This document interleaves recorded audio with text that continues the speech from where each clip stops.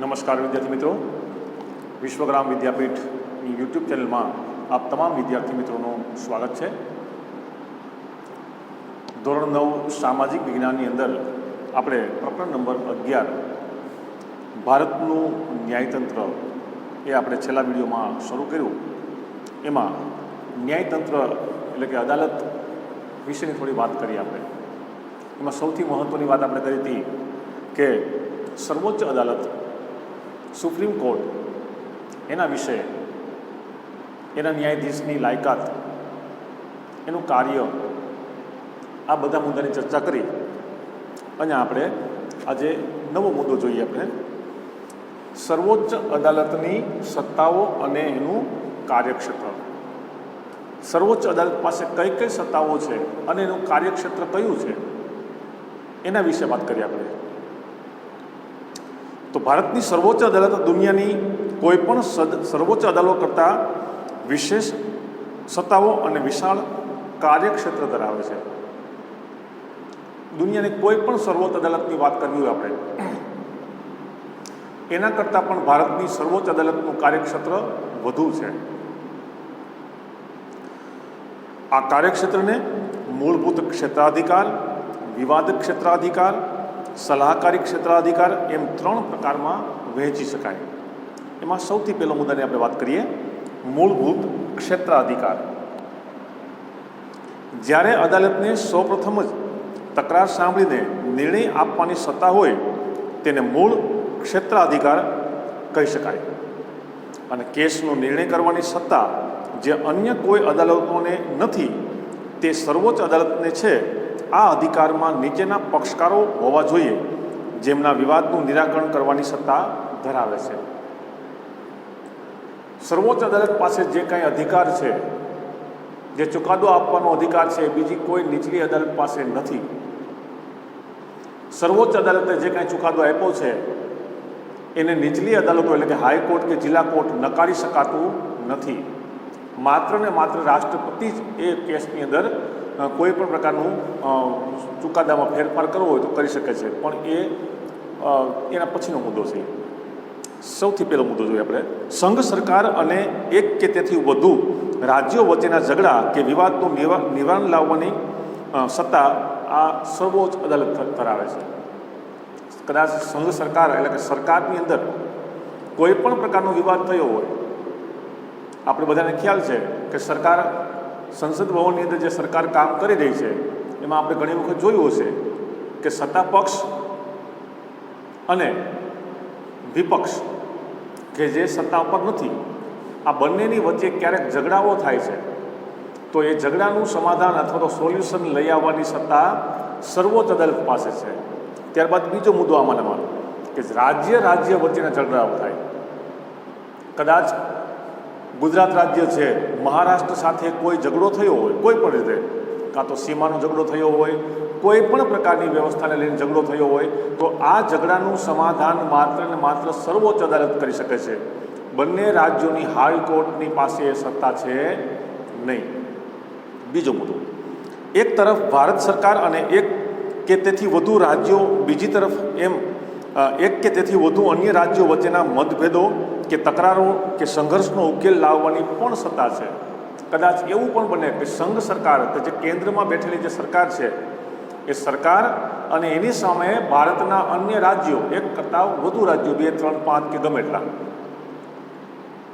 એ બંને વચ્ચેના કંઈ ઝઘડા હોય, કેન્દ્ર સરકાર અને રાજ્યો વચ્ચેના કોઈ પણ પ્રકારના ઝઘડા હોય તો એ ઝઘડાઓનું સમાધાન કરવાનું કાર્ય પણ સર્વોચ્ચ અદાલત કરી શકે છે। ચુકાદો આપવાનું કાર્ય પણ સર્વોચ્ચ અદાલત કરી શકે છે। આ એની ક્ષેત્ર છે, એનો ક્ષેત્ર અધિકાર છે, એનો શું અધિકારો છે એની વાત આપણે કરીએ છીએ। એના પછીનો મુદ્દો, 2 કે તેથી વધુ રાજ્યો વચ્ચેની એટલે કે રાજ્યો વચ્ચેની તકરારો કે ઝઘડાઓના સંદર્ભે ચુકાદો આપવાની સંપૂર્ણ સત્તા સર્વોચ્ચ અદાલત ધરાવે છે। રાજ્ય વચ્ચે ઝઘડા થાય છે કોઈ પણ પ્રકારના બાબતને લઈને, તો એની ઝઘડાનું તકરાર જે કંઈ થયા હોય, ઝઘડા થયા હોય એના સમાધાન અથવા તો ચુકાદો આપવાનું કાર્ય છે તે સર્વોચ્ચ અદાલત પાસે એની સત્તા, સંપૂર્ણ સત્તા રહેલી છે। સર્વોચ્ચ અદાલતને સંઘ સરકારના કોઈ પણ કાયદા કે બંધારણીય કે કાયદેસર કાયદેસરતાને લગતા તમામ પ્રશ્નો અંગેના ચુકાદા આપવાનો અધિકાર છે. કદાચ કેન્દ્ર સરકાર કોઈ પણ પ્રકારનો નિયમ બનાવે છે અથવા તો બંધારણીય કોઈ પણ પ્રકારની સુધારાઓ કર્યા છે, તો એ બંધારણમાં સુધારા અથવા તો નિયમો કોઈ બનાવ્યા, કોઈ કાયદો બનાવ્યો સરકારે, તો એ સરકારે બનાવેલો કાયદો કદાચ બંધારણીય જોગવાઈ અનુસાર નથી, કદાચ ન હોઈ શકે, અથવા તો કોઈ કાયદો બનાવ્યો છે કે કોઈ પણ પ્રકારનો નિયમ બનાવ્યો છે, એ બંધારણીય જે કંઈ બંધારણની અંદર લખેલી જે નિયમો છે એ નિયમોથી વિરુદ્ધ છે અથવા તો નિયમોની બહાર જાય છે, તો સરકારને પણ એ સૂચના આપવાની અથવા તો એ કાયદાને કેન્સલ કરવાની સત્તા પણ સર્વોચ્ચ અદાલત ધરાવે છે. એટલે કે સરકારને પણ એ સૂચન કરી શકે છે. છેલ્લો મુદ્દો એમાં, આ અદાલતને નાગરિકોના મૂળભૂત હકોના રક્ષણ અને જતન કરવાની સત્તા ઉપરાંત મૂળભૂત હકોના ભંગ બદલ હાજર હુકમ, અધિકાર હુકમ કે પ્રતિબંધ હુકમ વગેરે બહાર પાડવાની સત્તા છે. કદાચ માની લો દેશના નાગરિકોને કોઈ પણ પ્રકારના બંધારણીય બધાની પાસે અધિકાર છે, સામાન્ય નાગરિક પાસે તમામ પ્રકારના અધિકારો છે, આપણી એક પ્રકારની ફરજો પણ છે, પણ નાગરિક તરીકેની જે ફરજ છે એ ફરજોની અંદર કદાચ કોઈ પણ પ્રકારની ફરજમાં સરકારે કાંઈ હુકમ બહાર પાડ્યો છે તો સરકાર પણ હુકમ બહાર પાડે છે, પણ સાથે સાથે સર્વોચ્ચ અદાલત પણ આ હુકમ પણ બહાર પાડી શકે છે. આવી રીતે લોકોને રહેવાનું છે, આવી રીતે લોકોનો નિયમ છે, આ રીતે આ બધી નાગરિકો માટેના પણ હુકમો જે કાંઈ છે, અધિકાર છે, આના માટેની પણ તે જાહેરનામું બહાર પાડી શકે છે. રાજ્ય વચ્ચે કે રાજ્યો વચ્ચેના નદીના પાણીના વહેંચણી ઉપયોગ બાબતેના વિવાદો ઉકેલવાની સત્તા સર્વોચ્ચ અદાલતની હુકુમત બહાર છે. તે માટે અલગ પાણી ન્યાય પંચ એટલે કે ટ્રિબ્યુનલ ચુકાદો આપે છે. સર્વોચ્ચ અદાલતના ચુકાદાઓ અંતિમ હોય છે, તે અન્યત્ર પડકારી શકાતા નથી, તે બધા માટે શિરોમાન્ય હોય છે. કદાચ ઘણી જગ્યાએ રાજ્ય વચ્ચેના ઝઘડા થતા હોય, એમાં ખાસ કરીને પાણીની વાત આવે, કોઈ નહેર અથવા તો કોઈ નદી, મોટી નદી બીજા રાજ્યમાંથી પસાર થતી હોય, તો કદાચ અમુક રાજ્ય છે જ્યાં આડો બંધ બાંધીને રાજ્યની વચ્ચે પસાર ન થવા દે, આવા ઘણા દાખલાઓ આપણે જોયેલા છે, ભૂતકાળ બનેલા છે. તો આનું સમાધાન લઈ આવવા માટે પાણી ટ્રિબ્યુનલ નામનું એક પ્રકારનું વિભાગ છે. એ પાણી ટ્રિબ્યુનલની અંદર આ કેસ જાય છે, આ વિવાદ જાય છે અને એમાં પણ સમાધાન થાય છે. સૌથી મહત્ત્વનો મુદ્દો આપણે આમાં એક કહેશું કે સર્વોચ્ચ અદાલતનો જે ચુકાદો છે એને કોઈ પણ વ્યક્તિ પડકારી શકતા નથી, ઇવન સરકાર પણ નહીં. જે ચુકાદો આપ્યો છે એ ચુકાદો બધાને શિરોમાન્ય હોવો જ જોઈએ, રાખવો જ પડશે, કારણ કે બંધારણનો સૌથી મહત્ત્વનું અંગ હોય તો એ સર્વોચ્ચ અદાલત છે. એટલા માટે સર્વોચ્ચ અદાલતે આપેલો ચુકાદો આપણને બધાને માન્ય રહેવો જ જોઈએ. એના પછીનો બીજો મુદ્દો, અપીલનું ક્ષેત્રાધિકાર. સર્વોચ્ચ અદાલતના વિવાદ અધિકાર ક્ષેત્રમાં 3 પ્રકારના વિવાદોનો અપીલ થઈ શકે છે.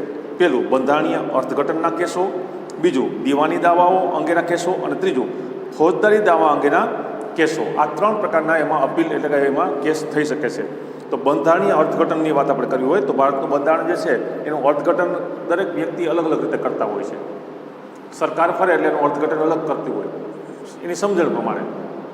તો એ અર્થઘટનમાં કાંઈ ફેરફાર હોય તો એ સર્વોચ્ચ અદાલત તરત એ સરકારને સૂચન આપી શકે, આનું અર્થઘટન આવું નથી થતું, આ નિયમનો મુદ્દો જે કાંઈ લખ્યો છે એ નિયમનું અર્થઘટન આવું થાય છે, એનો મતલબ આવો થાય છે. આવી રીતે પણ પડકાર સર્વોચ્ચ અદાલતમાં થઈ શકે છે. તો ભારતમાં કોઈપણ વડી અદાલતના કોઈપણ દાવાઓના ચુકાદાઓના હુકમમાં તેમજ આખરી હુકમ સામે સર્વોચ્ચ અદાલતમાં અપીલ ત્યારે જ થઈ શકે કે જ્યારે વડી અદાલતે ચુકાદામાં એ પ્રકારનું પ્રમાણપત્ર આપેલું હોય કે કેસમાં બંધારણીય કોઈ કલમના અર્થઘટનનો અગત્યનો કાયદાકીય પ્રશ્ન સંકળાયેલો છે અને તે પ્રશ્નો ખોટી રીતે નિર્ણય અપાયેલ છે. એ કારણોસર નારાજ પક્ષકાર સર્વોચ્ચ અદાલતમાં અપીલ કરી શકે છે. સૌથી મહત્ત્વની વાત આ કે હાઈકોર્ટની અંદર એટલે કે રાજ્યની અંદર આવેલી જે કોર્ટ છે એને હાઈકોર્ટ કહેવાય છે. એ હાઈકોર્ટે કોઈ પણ પ્રકારનો ચુકાદો આપ્યો છે, ગમે તે પછી કોઈ ફોજદારી હોય, દીવાની હોય કે ગમે તે પ્રકારનો કેસ હોય, એ કેસની અંદર હાઈકોર્ટે ચુકાદો આપી તો પક્ષકારને જે કંઈ કેસ જે હતો એ પક્ષકારના વિરુદ્ધમાં ગયો અથવા તો કોઈ પણ રીતે એના ફેવરમાં ગયો, તો એ ચુકાદાના અંતની અંદર હાઈકોર્ટ એક એવું પ્રકારનું પ્રમાણપત્ર આપે છે, જો આપ્યું હોય તો જ, ન આપ્યું હોય તો કોઈ સવાલ જ નથી. હાઈકોર્ટ પ્રમાણપત્ર આપે તો ને તો જ શબ્દ આવશે એમાં. પણ હાઈકોર્ટ પ્રમાણપત્ર ના આપે કે ભાઈ જે અમે ચુકાદો આપ્યો છે ફાઇનલ છે, તો પછી આગળ કોઈ વ્યક્તિ જઈ શકતા નથી. પણ જો પ્રમાણપત્ર આપ્યું હોય હાઈકોર્ટે, ભાઈ આ ચુકાદો આપ્યો છે, એ ચુકાદાની અંદર જો કોઈ બંધારણીય કોઈ અમારી ભૂલ હોય અથવા તો કોઈ પણ પ્રકારના અર્થઘટનના કોઈ પણ પ્રકારના નિયમમાંથી બહાર જતો હોય ચુકાદો, તો વ્યક્તિ કે પક્ષકાર બીજી અન્ય કોર્ટમાં એટલે કે ઉપલી કોર્ટમાં એટલે કે સુપ્રીમ કોર્ટમાં જઈ અને આ કેસને ફરી પાછો ચલાવી શકે. આવું જો પ્રમાણપત્ર આપ્યું હોય તો જ વ્યક્તિ સુપ્રીમ કોર્ટમાં જઈ શકે. જો હાઈકોર્ટે એવું પ્રમાણપત્ર ન આપ્યું હોય તો સુપ્રીમ કોર્ટમાં જઈ શકતા નથી. અમુક કેસ એવા હોય છે કે જેમાં હાઈકોર્ટના જજે જે કાંઈ જજમેન્ટ આપ્યું છે એ ફાઇનલ જ હોય કે આ વ્યક્તિ આ ગુનો કર્યો છે, આ વ્યક્તિ આ ગુનો નથી કર્યો. એ જે કાંઈ જજમેન્ટ છે એ ફાઇનલ જ હોય. એના બધા પુરાવાઓ હોય, ડોક્યુમેન્ટ હોય, એના એવિડન્સ બધા હોય, એના સાક્ષીઓ હોય, વકીલોની દલીલો હોય. એટલે પછી કદાચ અમુક કેસમાં હાઈકોર્ટ ચુકાદાની અંતની અંદર પ્રમાણપત્ર આપતા નથી, પણ અમુક પ્રમાણપત્ર આપવા પડે છે. અમુક કેસની અંદર પ્રમાણપત્ર આપવાના હોય છે. જો પ્રમાણપત્ર આપેલું હોય તો જ સુપ્રીમ કોર્ટમાં જઈ શકાય. આગળ, જો કોઈ વડી અદાલત આવું પ્રમાણપત્ર ન આપે પરંતુ સર્વોચ્ચ અદાલતને ખાતરી થાય કે ચુકાદામાં બંધારણીય અર્થઘટનનો પ્રશ્ન સમાવિષ્ટ છે, તો તે ખાસ પરવાનગી અપીલ માટે આપવાની સત્તા પણ ધરાવે છે. કદાચ એવું પણ બને, કદાચ એવું નેશનલ લેવલનો કેસ હોય, ક્યારેક એવો પ્રકારનો કેસ હોય કે જે બે ત્રણ રાજ્યને અસર થતી હોય, એવો કેસ હોય ને સુપ્રીમ કોર્ટને ખ્યાલ હોય, કેમ કે એક કોપી સુપ્રીમ કોર્ટમાં પણ જાય. હાઈકોર્ટની અંદર જે ચુકાદો જજમેન્ટ આવ્યું છે એની એક કોપી સુપ્રીમ કોર્ટમાં પણ જતી હોય. જેટલા જજમેન્ટ આવ્યા બધી કોપી સુપ્રીમ કોર્ટમાં જાય અને સુપ્રીમ કોર્ટની અંદર એનું જે ડિપાર્ટમેન્ટ હોય છે એ ડિપાર્ટમેન્ટ આખો કેસ સ્ટડી કરે, જોવે, વાંચે, સમજે, અને જો કદાચ બંધારણીય કોઈ પણ પ્રકારની ભૂલભાલ હોય તો એ અપીલ ફરી પાછી કરે હાઈકોર્ટને, ભાઈ તમે આવું પ્રમાણપત્ર આપો કે આ કેસને અમે લડી શકીએ, અમારા સુપ્રીમ કોર્ટની અંદર આ કેસ અમે જોઈ શકીએ. આવું પ્રમાણપત્ર, એવો અધિકાર પણ એ મંજૂરી લઈ શકે છે. અલબત્ત અપીલમાં નવું કારણ ઉમેરી શકાતું નથી. કેસનો પક્ષકાર એક જ કારણોસર અપીલ કરી શકે છે કે પ્રશ્નો નિર્ણય વડી અદાલતમાં અને અન્ય અદાલતમાં ખોટી રીતે અપાયો છે. જે વ્યક્તિ વડી અદાલતની કાર્યવાહીમાં પક્ષકાર તરીકે હોય તે જ વ્યક્તિ સર્વોચ્ચ અદાલતમાં અરજી કરી શકે છે. જે કંઈ વડી અદાલતની અંદર ચુકાદો આપ્યો છે અને એમાં જે મુદ્દો છે, જે કારણ છે, જેવા પ્રકારનો કેસ છે, એમાં એકે પ્રકારના મુદ્દાની અંદર વધારો ઘટાડો થઈ શકતો નથી. એ જ મુદ્દાને લઈને સુપ્રીમ કોર્ટમાં જવાનું હોય છે અને પક્ષકાર જે છે એ પક્ષકાર જ ત્યાં અરજી કરી શકે છે. બીજો, દીવાની કેસોમાં વડી અદાલત એવું પ્રમાણપત્ર આપે કે કેસ વ્યાપક મહત્તા ધરાવે છે અને તેમાં કાયદાના અર્થઘટનનો મહત્વનો પ્રશ્ન સમાવિષ્ટ છે અને તે પ્રશ્નનો નિર્ણય સર્વોચ્ચ અદાલત કરે તે જરૂરી છે, ત્યારે સર્વોચ્ચ અદાલતમાં અપીલ થઈ શકે છે. કોઈપણ વડી અદાલતના 1 લાખથી વધુ રકમના દીવાની દાવાઓના ચુકાદા કે નિર્ણય વિરુદ્ધ સર્વોચ્ચ અદાલતમાં અપીલ થઈ શકે છે. કદાચ આવું પ્રમાણપત્ર લગભગ દીવાની કેસમાં થતું હોય છે. કોઈ છેતરપિંડી થઈ છે, કોઈ પણ પ્રકારના 420 ની ઘટના બની છે, પણ 1 લાખથી વધુની જે કિંમતની જે કેસ હોય કે છેતરપિંડી થઈ, મારી પાસેથી આ વસ્તુ લીધી અથવા તો મારી પાસેથી આ વસ્તુ ખરીદી અને એમાં છેતરપિંડી થઈ છે પૈસાની કે કોઈ પણ વસ્તુમાં જે હોય તે, તો 1 લાખથી ઉપરની જે રકમનું જે દાવો છે, જે કેસ છે, એ સર્વોચ્ચ અદાલતમાં થઈ શકે છે. પણ એમાં પ્રમાણપત્ર આપેલું હોય છે કે આનો દાવો સર્વોચ્ચ અદાલતમાં થઈ શકે છે. એના પછીનો મુદ્દો ત્રીજો, ફોજદારી કેસોમાં એટલે કે મારકૂટની અંદર આને ફોજદારી કેસ કહેવાય. કોઈ પણ પ્રકારના છેતરપિંડી થઈ હોય દીવાની કેસ કહેવાય. ફોજદારી કેસ એટલે કે મારકૂટ, ખૂન, કોઈ પણ પ્રકારના વ્યક્તિને માર માર્યો અથવા તો મારી નાખવા સુધીની કોઈ પણ ઘટના બની છે, લડાઈ ઝઘડાઓ થયા છે, આ બધાને ફોજદારી કેસો કહેવાય. દીવાની કેસોમાં માત્ર ને માત્ર કોઈ પણ પ્રકારની છેતરપિંડીઓ હોય ને એની અંદર કે ભાઈ આણે વસ્તુ લીધી, મને પૈસા આપ્યા નહીં, આણે મારી પાસે જમીન ખરીદી પણ એને મને પૈસા આપ્યા નહીં, જમીન ખરીદી તો એમાં ભાવ વધારે, આ જે કાંઈ પ્રકારના કેસ હોય આ બધાને દીવાની કેસ કહેવાય. પણ જ્યાં ઝઘડાઓ થતા હોય, મારકૂટ થતી હોય, આ બધાને કહેવાય છે ફોજદારી ગુનાઓ. તો ફોજદારી કેસોમાં નીચલી અદાલતે આ આરોપીને મૃત્યુદંડની સજામાંથી મુક્ત કર્યો હોય પરંતુ વડી અદાલતે આરોપીને મૃત્યુદંડની સજા ફરમાવી હોય ત્યારે અપીલ થઈ શકે છે. વડી અદાલતે પોતાના તાબા હેઠળની નીચલી અદાલતમાંથી કોઈ પણ કેસ પોતાની પાસે પાછો લઈને આરોપીને મૃત્યુદંડની સજા ફરમાવી હોય અને એવું પ્રમાણપત્ર આપેલ હોય કે સર્વોચ્ચ અદાલતમાં અપીલ કરવા માટે યોગ્ય કેસ છે અને પુનઃ વિચાર માટે યોગ્ય છે, ત્યારે અપીલ થઈ શકે છે.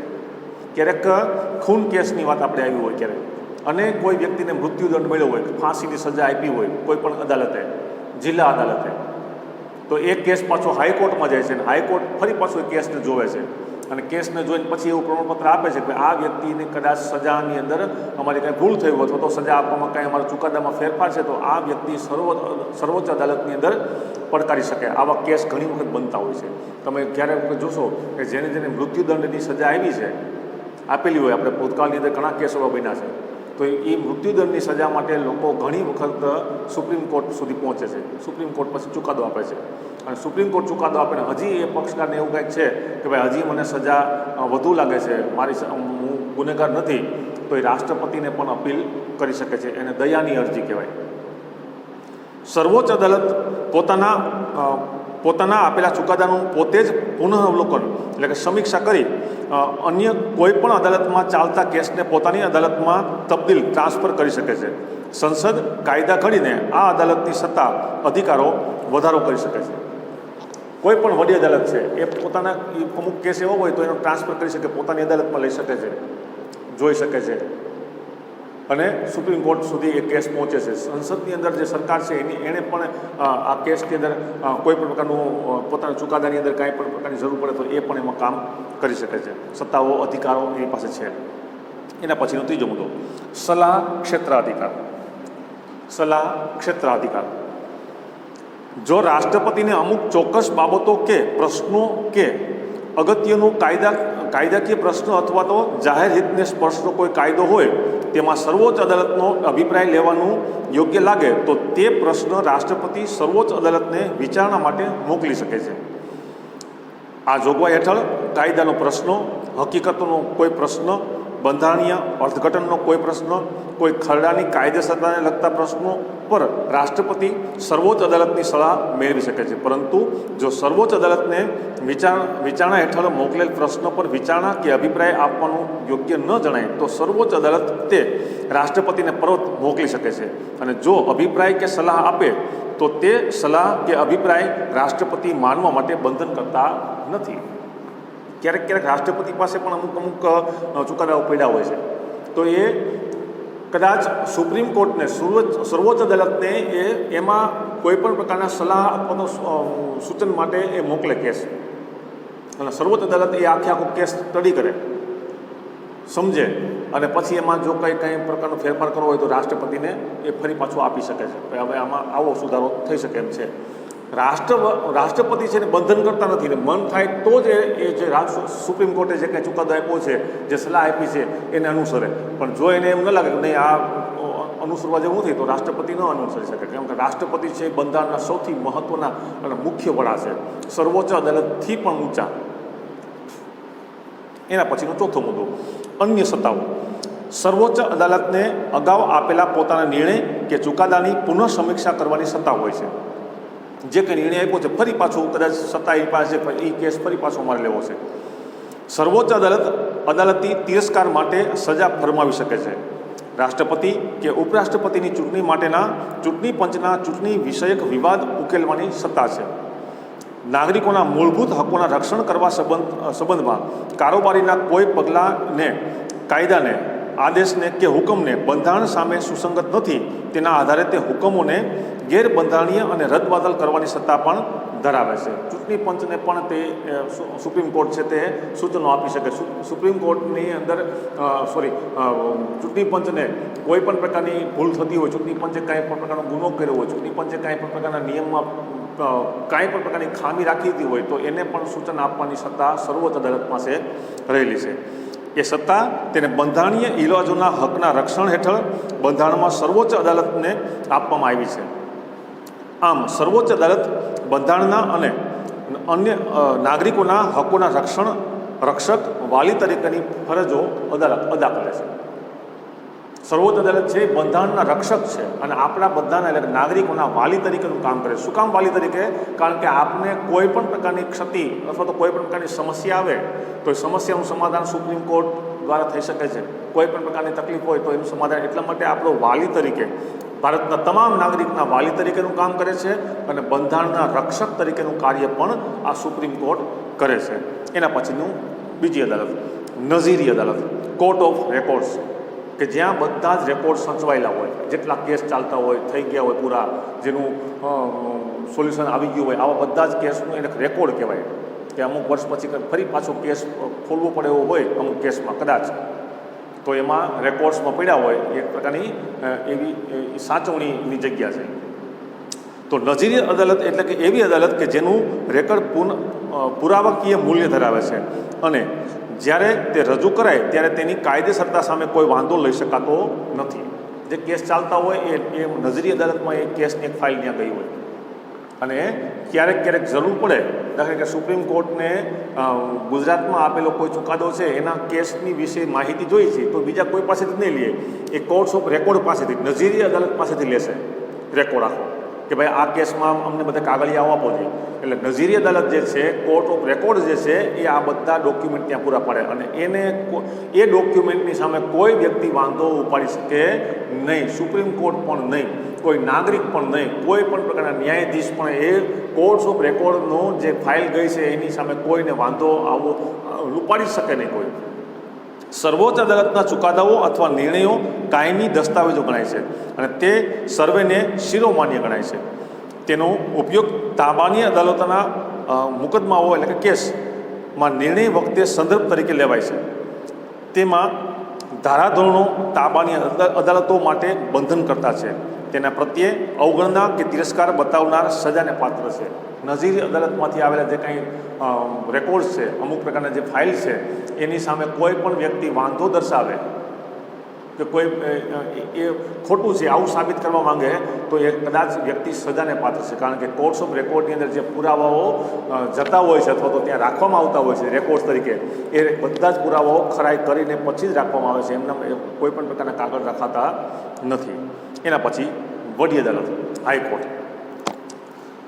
ભારતના સળંગ સુગ્રથિત એકતંત્રી પિરામિડ આકારના ન્યાય તંત્રની વ્યવસ્થામાં વચલી કડીરૂપ મહત્વની રાજ્ય સ્તરે આવેલ અદાલતને વડી અદાલત કહે છે. સુપ્રીમ કોર્ટ છે તો જ ઉપર છે, પછી મિડલમાં વડી અદાલત હાઈકોર્ટ, અને પછી જિલ્લા કોર્ટ અને એની અંદરની આવતી બીજી અન્ય તાલુકા કે બીજી કોઈ પણ પ્રકારની કોર્ટો.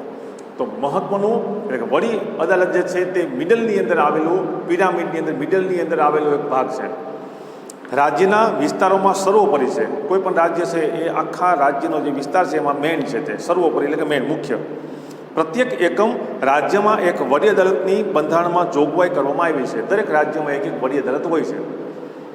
2 અથવા વધુ રાજ્યો માટે એક સામાન્ય વડી અદાલત રચવાની સત્તા રાષ્ટ્રપતિને છે. કદાચ બહુ નાના રાજ્યો હોય જેની સંખ્યા ઓછી હોય તો એ 2 રાજ્યની વચ્ચે એક વડી અદાલતની જરૂર પડે તો એ વડી અદાલતની સત્તા રાષ્ટ્રપતિ પાસે છે કે ભાઈ આ 2 રાજ્ય નાના છે, એની સંખ્યા ઓછી છે, એટલા માટે 2 રાજ્ય વચ્ચે એક અદાલત. ભારતમાં આજે પણ પંજાબ, હરિયાણા અને ચંદીગઢ રાજ્યો વચ્ચે એક વડી અદાલત છે. હરિયાણા, પંજાબ અને ચંદીગઢ ત્રણેય નાના વિસ્તાર, ચંદીગઢ કેન્દ્ર શાસિત, તો એ ત્રણેય વચ્ચે એક અદાલત છે, હાઈકોર્ટ. તે જ પ્રમાણે આસામ વડી અદાલતની હુકુમત આસામ ઉપરાંત, આસામમાં હાઈકોર્ટ છે, એના ઉપરાંત બીજા અન્ય રાજ્યો કયા રાજ્યો જોડાઈ શકે છે એ જુઓ કે મણિપુર, મેઘાલય, નાગાલેન્ડ, ત્રિપુરા, મિઝોરમ અને અરુણાચલ પ્રદેશ, આ 4-5 રાજ્યોની વચ્ચે એક જ વડી અદાલત રાખેલી છે. તો એ સત્તા રાષ્ટ્રપતિ પાસે છે. એની રચના જોઈએ આપણે. વડી અદાલતના મુખ્ય ન્યાયાધીશની નિમણૂક રાષ્ટ્રપતિ સર્વોચ્ચ અદાલતના વરિષ્ઠ ન્યાયાધીશ તથા સંબંધિત રાજ્યના રાજ્યપાલ સાથે ચર્ચા વિચારણા કરીને કરે છે. સર્વોચ્ચ અદાલતના જે ન્યાયાધીશ હોય છે એ અને જે તે રાજ્યના રાજ્યપાલ, એ બંને રાષ્ટ્રપતિ છે, બેની વચ્ચે ચર્ચા વિચારણાઓ કરી આ જગ્યાએ હાઈકોર્ટના મુખ્ય જજ તરીકે કોને નિયુક્ત કરશું, તો એ ચર્ચા વિચારણા કરી અને પછી નિયુક્તિ થાય છે. હાઈકોર્ટના જજની નિયુક્તિ એમનામ થઈ શકતી નથી. ચર્ચા વિચારણા રાજ્યપાલ સાથે અને સુપ્રીમ કોર્ટના જજ સાથે થયા બાદ જ થાય છે. અન્ય ન્યાયાધીશોની નિમણૂકમાં વડી અદાલતના મુખ્ય ન્યાયમૂર્તિની સાથે વિચાર વિમર્શ કરવામાં આવે છે. અલબત્ત રાષ્ટ્રપતિ એટલે કે વડાપ્રધાન અને પ્રધાનમંત્રીની સલાહ છે. તેથી વડાપ્રધાન અને મુખ્યમંત્રીની સાથે ચર્ચા વિમર્શ કર્યા અનુસાર વડી અદાલતોના ન્યાયાધીશની નિમણૂક થાય છે. વડાપ્રધાન પણ આમાં જોડાયેલા હોય છે, જે તે રાજ્યના મુખ્યમંત્રી પણ એમાં જોડાયેલા હોય છે.